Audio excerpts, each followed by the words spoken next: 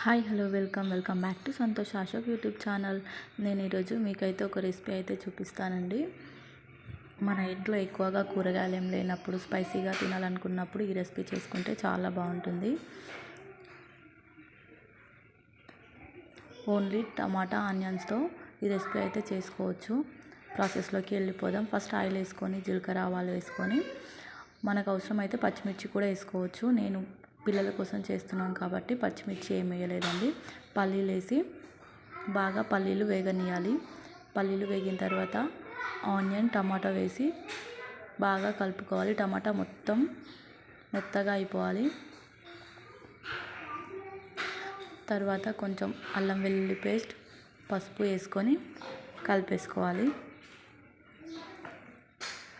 తర్వాత సాల్ట్, కారం, మనం గరం మసాలా వేసుకోవాలనుకుంటే గరం మసాలా వేసుకోవాలి. స్పైసీ ఎలా కావాలనుకుంటే అలా వేసుకోవాలండి. ధనియాల పొడి